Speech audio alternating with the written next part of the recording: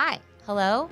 My name is Maris, and welcome to my show, Critical Root Zone, where we dig deep with inquiring minds to get to the root of sustainability, going below the surface to rebuild trust while supporting all voices on our journey to a climate-positive planet.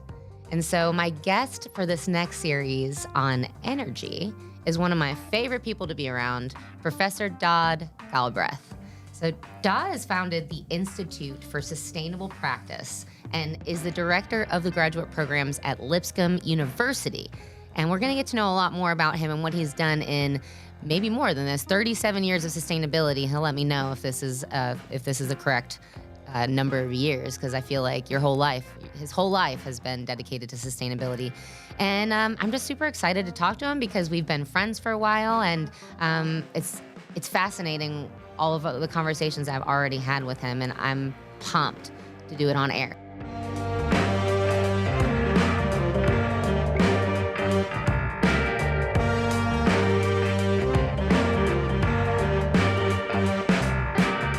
All right, here we are, episode 3 of our energy series with my guest, Professor Dodd Galbreath.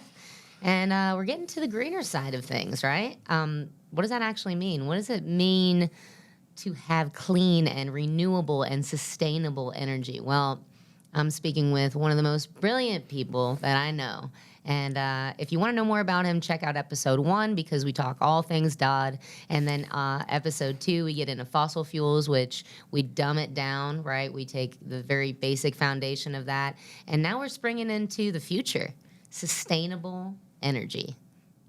Hey, Dodd. Good morning. Let's go. Or good afternoon. Good morning. They don't know. They think we're at a wind farm for all they know. That's right. That's exactly right. Isn't that cool? We're just blowing with the wind. I mean, we're just a little piece. We're here at Elm Hill Studios here in Nashville, Tennessee, and we're in the green room. I don't know if the guys can show you a quick blip of the green behind us, and then the solar image I keep saying solar, the wind image behind us, the wind farm image. But this is the coolest thing ever. I'm blessed to be here. Blessed to be here with you. Thank you. You were more right with that analogy than you said, because without the sun, we wouldn't have wind. Yeah. There, exactly. Yeah. Differential heating. I knew that. Yeah, that's right. You did. I knew told that. you. Yeah. But we're getting into green energy, green, sustainable, renewable. All these terms can get thrown around. I want to get to the foundation of that too. Let's talk about it. Will you let me shadow a class? Yeah. And that was an honor. Thank you for that privilege. Yeah, you're welcome. And I heard you talk about that there's a difference between that terminology, and I think that's really important for people to understand. It's kind of just like this greenwashing idea where we say, hey, this is biodegradable, which, is not the same as compostable. Yeah. And we'll get into that another series. But could you kind of tell us more about that? Yeah, I mean, if you think about where the term sustainability came from in human history, it evolved from European thinking around the time that President Reagan was in office. There was he took solar panels off the White House, even though Richard Nixon created the EPA and Theodore Roosevelt created most of our national forests and national parks, and before that, President Grant created a national monument. President Lincoln created a national monument. So all these Republicans, were really big into sustainability and environment before Mr. Reagan came along and scared Europeans as he started kind of making some shifts away from traditional American environmentalism. And so they decided they needed to come up with basically a new brand for environmentalism, and they called it sustainable development, because they wanted the environmentalism to include the concept that it's okay for things to evolve or to develop on the planet. And over time, they realized, no, this has got to be a bigger, more complete brand that solves things completely or holistically, as we would say in sustainability science. And they came up with this triple bottom line definition. And the definition was basically, we want to make sure that our kids have it as good or better than we do today in the future. But they also said we want to make sure that the planet and business and people are taken care of in this multi-approach, complete problem-solving kind of brand. Triple bottom line. Triple bottom line. And that's actually kind of a business-friendly term as well, trying to let business know we're not out here to put you out of business. We're trying to enhance your business and give your business a healthy nest to operate in, well into the future. But frankly, sustainability is not a good enough definition. Why would we want the planet just to break even?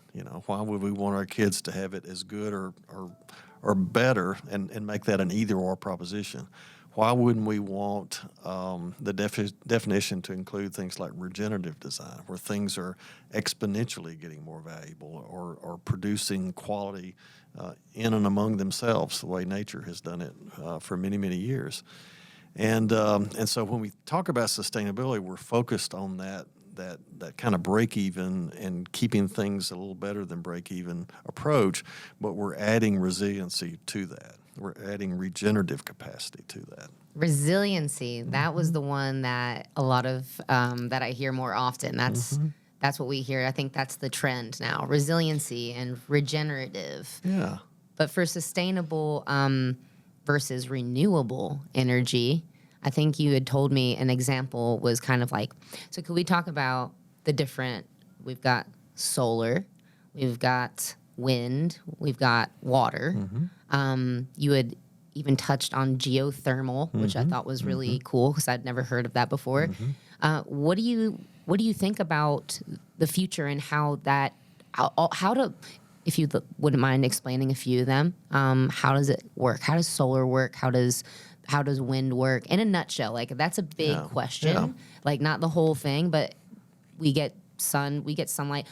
And where are the barriers to that, right? Because I hear a lot of people say, well, okay, well, solar's great, but we can't store it. Yeah. And there's these different things. So I don't know. We'll start with solar if that's cool with you. Yeah, that's no problem. I mean, all the ones you mentioned are kind of in the same category. They're regeneratively created. The sun's energy is, and we heard about this in the news recently about nuclear fusion being one of the answers to our energy problem. Basically, atoms and molecules are being combined or fused together inside the sun, and they're releasing enormous amounts of energy that travel 96 million miles or whatever that number is. Wow. From the sun to the earth. Yeah. And we get more and more energy in 1 hour than we need for the entire year of the planet. So it has to go back out into space. So we're getting this regenerative, ample, extra supply. And it's, when you say regenerative, right? Like this is renewable. Like it's Well, it in the sun's case, it has a finite life. One day, according to physicists, the sun will begin to die, and before it dies, it will first expand, and then it will shrink. And so they're talking about a 5 billion year life for the sun, but somewhere maybe about halfway to that 5 billion years, the sun will expand and it'll fry planet Earth. It's kind of interesting, working at a faith-based university. There are Bible verses that talk about the Earth being purified by fire. So, in physics and in solar energy, science, those Bible verses are lines true. up. Earth will be purified by fire, by heat. But that's 2.5 to 5 billion years off in the future. We don't have to worry so about why that would yet. we want to speed that up? With climate change or nuclear war or many other things. So it's free energy. It's being given to us every day, and it goes back out into space. So it's not sustainable in that sense, No, right? it's not a break-even thing. It's an abundance thing, and that's why vegetarianism, to use a non-energy analogy, is touted as one of our survival techniques. Is because the inputs that go into a plant create much higher outputs than the inputs that go into an animal. Right. We don't get nearly the same amount of output with an animal. It tastes great. It's wonderful to eat. But it takes a whole lot more energy and a whole lot more ingredients to feed that animal than it does to feed a plant. And the sun feeds a plant. And yes, there are natural nutrients, and we can add man-made nutrients. But if you look at the sun's energy, it was created by our Creator, or if you're a secular believer, it was created by, the awesomeness of the universe, and it's constantly evolving, regenerating resilient systems, because we know there are other solar systems being made according to these new telescopes that we've created that look deep into space, light years into space. I don't know anything about that. So, that's a good example of the fact that we're not having to pay an energy bill to start another universe down the road. We're not having to flip on a switch to have our sun send us, enough energy in 1 hour to power the entire planet for the year. That's just happening every day by itself. Right. So that's what we mean by renewable energy, is an energy that we fundamentally have to pay to access. We have to pay to store it. We have to pay to transport it across a wire, or across a transmission line. We have to pay to use it in a home, so in a way that won't burn up our hairdryer, or that won't burn up the wires in our home. Mm-hmm. So the cost of renewable energy, it mostly has to do with making it usable. The source of the fuel is free. Right. Yeah. And to my knowledge, it's become, over the last, 10 years at least, like more affordable, more accessible. There do seem to be barriers to entry, and especially with our grid in Tennessee. But yeah. I'd like to get more into that in the last episode. Okay. We're not going to step in there, but wind. Yeah. Wind is another one. Yeah, wind is a factor of the sun. It's a factor of differential heating. So during the day, when the sun is heating the land and heating the water, it's heating it at different levels of heat absorption. And at night, when heat radiates out of the land, it radiates a little faster out of the land than it does, or it's actually stored a little more efficiently in the land. So you have different heat release rates from water than you do land. And so that creates what we call differential heating. And when you have differential heating, that means air as masses of matter. Gas is matter. That's why you can feel wind against your hand and your face. It's actual matter made up of molecules that have weight. And these air gases, when they are heated, they expand and they rise. Or when they're cooled, like heat is in the ocean, heat falls when it's cooled, or it cools when it comes in contact with the other atmosphere and falls. So things become more dense when they cool. They become less dense when they're heated. And gravity, the gravity from the center of the planet that pulls and holds us down on the planet as we walk across the planet, also pulls on that heavier air and doesn't pull so much on that lighter air. And so you get differential movement of air masses, and that's wind. Wow. That's where wind comes from, is differential heating. Without the sun's energy, we might have some atmospheric winds, but in the type planet that we have, our atmosphere is really stable because we have enough gravity to hold gases against the planet. There are some planets that don't have atmospheres because they're not big enough to hold those gases there as an atmosphere. So within our nice sort of envelope atmosphere that we have, this differential heating and the gravity creates wind. And so you hear about electric cars and how there's always just the duality of it, right? Because electric cars would be cutting down on carbon emissions because we're not using gas. If they're charged properly, yeah. And charging it could be coming from a power grid fueled by fossil fuels. Yeah. So it's kind of like this crazy concept of like, okay, well, are we doing better, or is this? Yeah, we're doing a lot better. I mean, we're already at we've been at grid parity for a long time with wind. Wind has been outcompeting coal because there's not a fuel cost. You have to go dig up coal and buy huge trucks to load up the coal, and then you have to buy trains to transport the coal. Then you got to have more big trucks to unload the coal, and then you got to have other vehicles to pour that coal, into a furnace and burn it.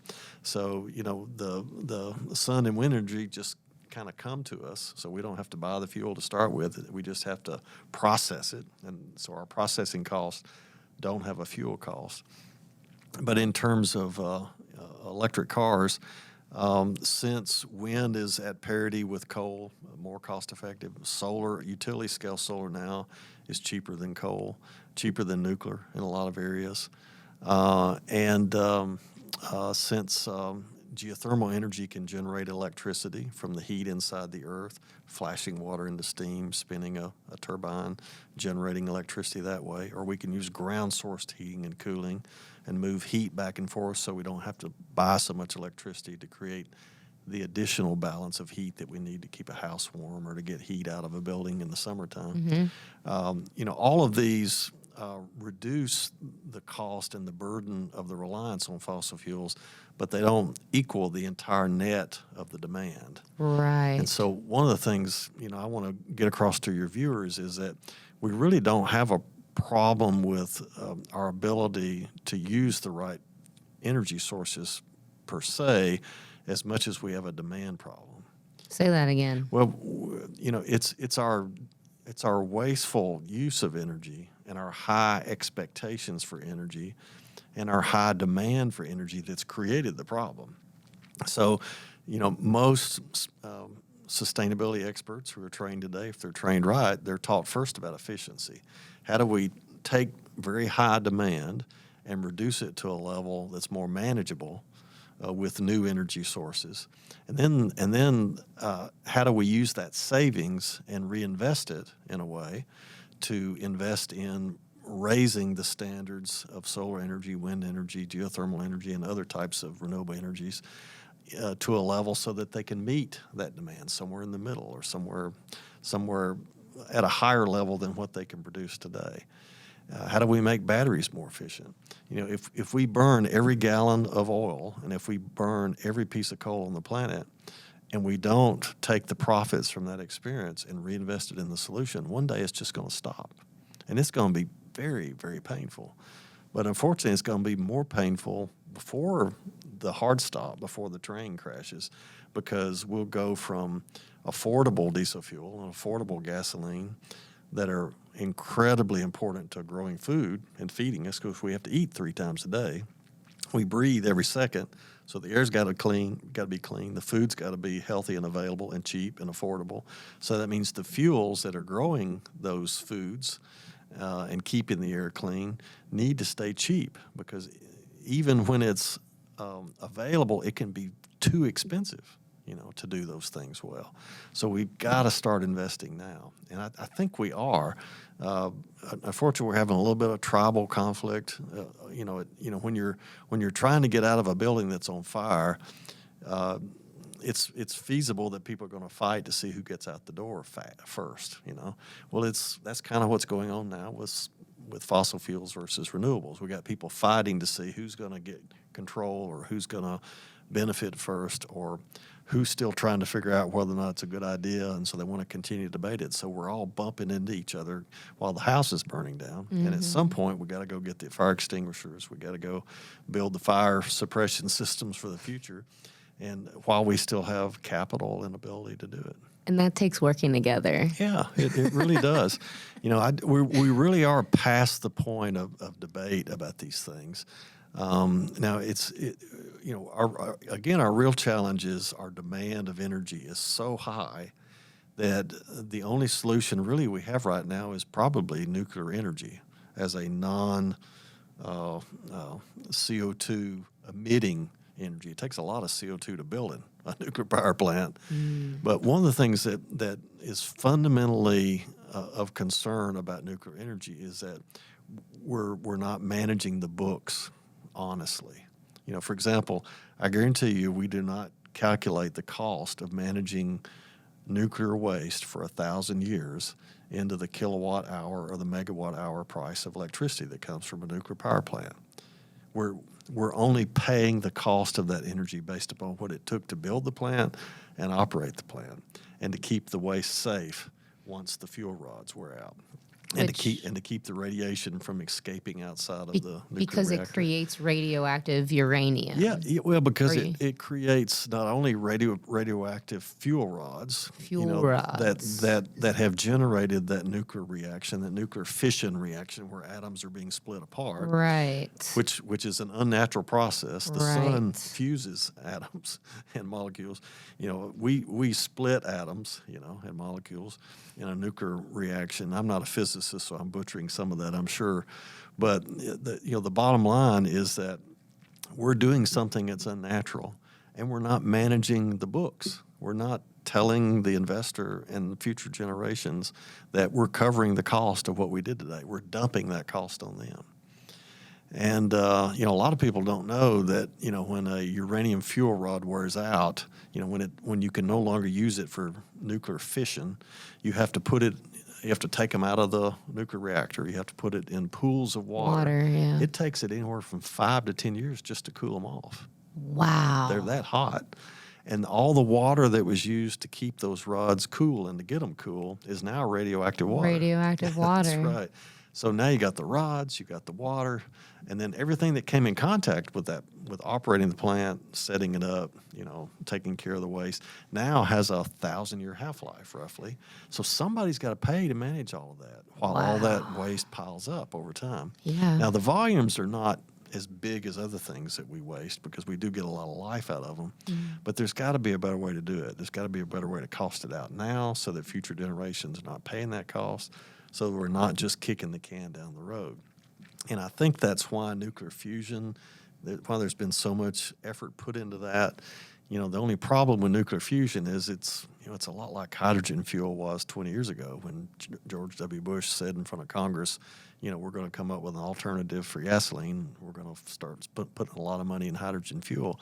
It never got scalable. It never got to the level that would meet the high demand, that I was talking about earlier. So some of these things just become kind of delay tactics, become procrastination. I see graduate students do it all the time. I'll go work on this project so I don't have to do the one that's assigned next week. Yeah. It's just the way humans do, And we do it with billions of dollars, and it's crazy. But human history is full of behavior like that. We've always recovered from it. We've always figured it out. We have the technology to do it. We're working together as countries now to speed it up. And then there's always those almost God-like interventions or God-specific interventions that kind of save the day. Like there were things that happened in Gettysburg while Lincoln was praying on his knees during that battle. President Lincoln was not a regular practicing Christian, but during that battle, he chose to get on his knees and pray. And things happened there that if they hadn't happened in the right sequence, almost by luck, we wouldn't be the United States today. We would not have stopped the Germans in World War I. We would not have stopped the Germans in World War II. We would not have stopped communism from spreading and enslaving people. So things intervene in addition to our faithful effort to help us get to a viable outcome. Wow. Thank you for that. That was amazing. Well, thank you. That was amazing. Yeah. I'm excited for this last episode where we're going to talk about how all of these things tie together because we're already kind of dipping into it. We're going to talk about the big picture and how the scope of tribes, right? Yeah. That we side with viewpoints based on our identity and our ideology, and that has a lot to do with where we're at today. Yeah. And I find that so interesting that I might do a whole series on that after this one. And we're going to talk more about that. So stay tuned for the last episode of this series. Episode 4, we're going to get into the critical root zone, as we say. So did you also know what a critical root zone? Have you heard that term before? Yeah, I have. And I love your analogy because I think it's dead on accurate. Yes. Winning. We won. I'll have to shout out to Silver Johnson because she helped me get that brainstorming session. We came up with a CRZ concept, which if you haven't watched my first series, we talk about it with Kristen Westerbeck about what critical root zone really is. You can always email me or DM me. Gotcha. But so I'd love to hear from you. Shoot me an email, criticalrootzone@gmail.com. Like I said, I'd love to maybe get some people here in the studio to check things out. We're at Elm Hill Studios in Nashville, Tennessee. It's a beautiful place. If you're ever interested in podcasting or getting a crew together, they're your guys. But until the next episode of CRZ, can't love the planet unless we love each other, Dodd. Amen to that. And if we don't love ourselves, there's nothing else happening. So you gotta love yourself first, and then all of that will radiate outside. But I encourage you to ask questions, inspire other people to be better, to do better, and of course we can do anything when we stand united.